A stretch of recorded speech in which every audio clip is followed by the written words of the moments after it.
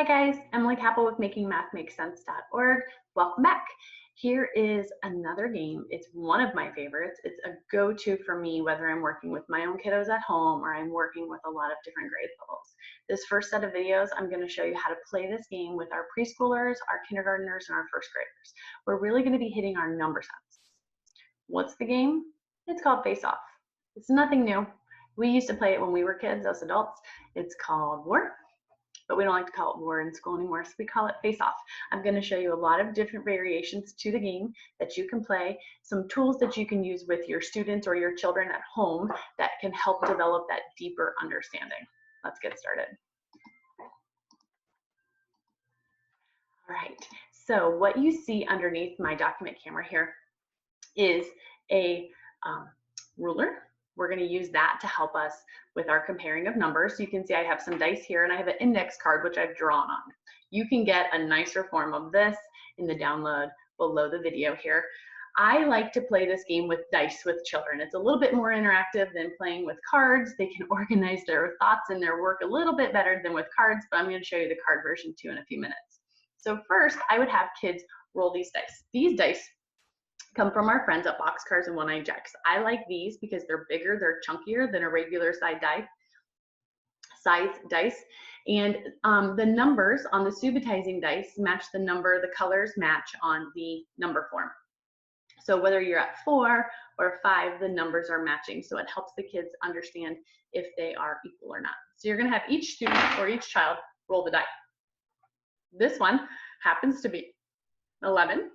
And we have 11. So what we're going to do is we're going to have the kids put their dice on the number line. You might not have this awesome foldable ruler here that I have from Boxcars and One-Eyed Jacks, but you can use any ruler at home or you can make your own number line on a piece of paper. So here we have 11 and 11. So on the back of this index card I have here, I have equal sign. So on the equal sign, you might notice that there's some dots on my equal sign. That allows the kiddos to develop the understanding that equal means it's the same number on this side that's on this side.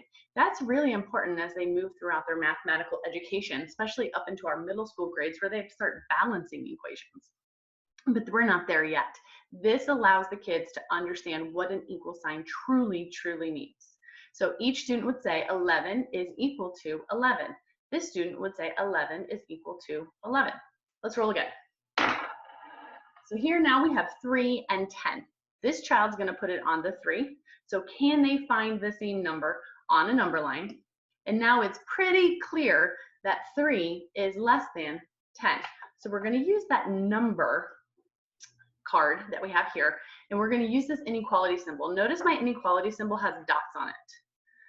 Nothing about this is an alligator. There's no alligators in math class. Alligators don't eat bigger numbers, okay? I want students to develop an understanding that this side of the inequality symbol has 1. This side of the inequality symbol has 2. So this is where the smaller number goes. This is where the bigger number goes. So we're gonna place our dice on our inequality card, and we're gonna say 3 is less than 10.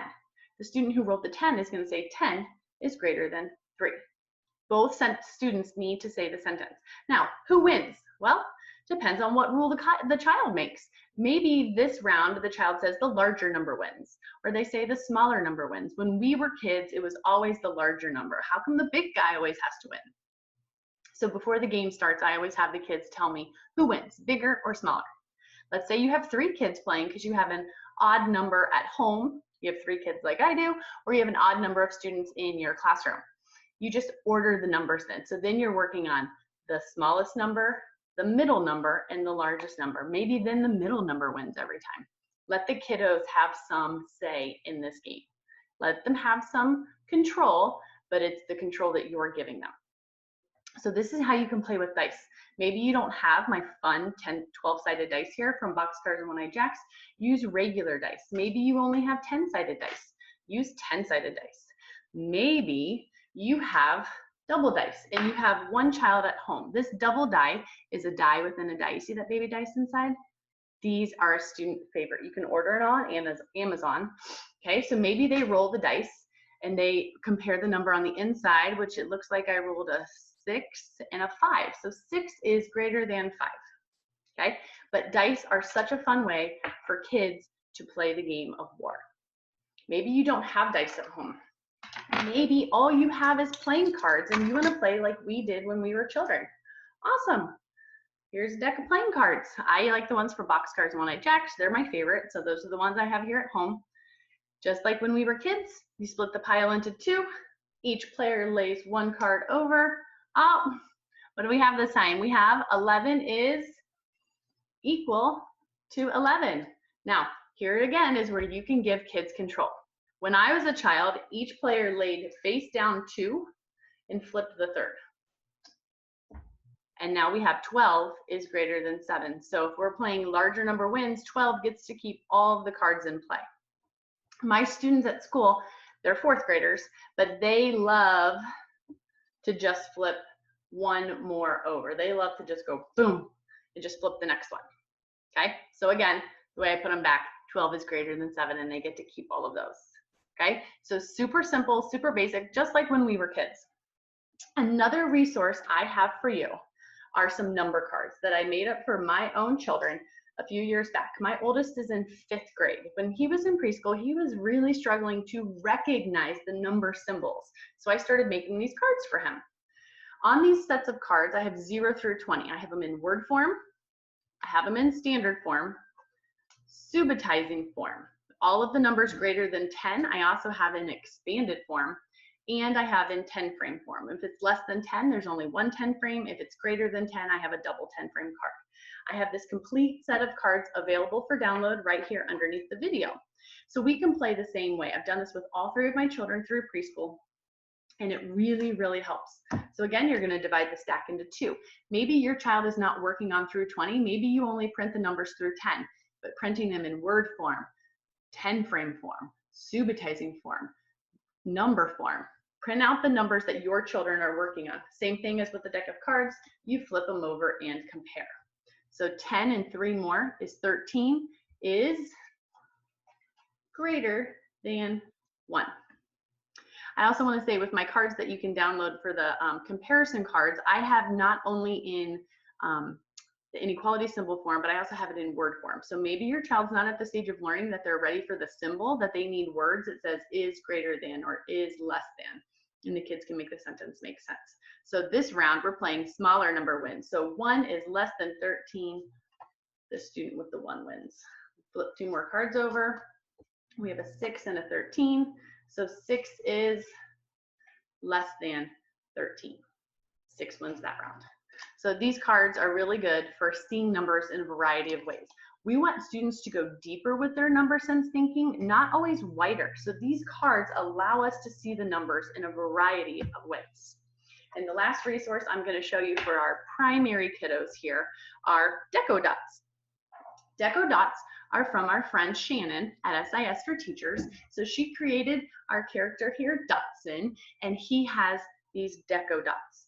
Now, in Shannon's Deco Dots, she's got 3 sets. So this is the primary set. This is the set that only goes through 5. So she has 5 frames on here. And you're comparing just numbers within 5. So that's the red set. I love that she has multiple levels of Deco Dots. Then you can move on to the yellow set. This is the middle set. In the middle set, it's no longer 5 frames, but it's 10 frames. And just comparing numbers with 10 frames. Okay? After your child moves their way from the red to the yellow, they can now get the green set out. In the green set, there are also subitizing cards. So she's got 2 colors on some of the subitizing cards. Sometimes she's got 10 frame and a dot on the outside. Sometimes it's looking all fun like this one. And it's just getting kids to see numbers in a variety of ways. So you can play Face Off with these cards as well. Face Off is an awesome game working on number sense, okay? Digging deep, comparing numbers. Which one's greater than, which one's less than? Let's say you want to step it up a notch. You can ask your kid, well, how much greater than is 11 than 6? How much less than is 3 than 5? And have them using that ruler or that number line to count how many are between the 2, okay? I cannot wait to show you the intermediate ways to play Face Off. My students love it because it's something quick that they can do when they have a little bit of extra time before we move on to another activity. I hope you enjoyed the primary thing for Face Off, and Have a great day.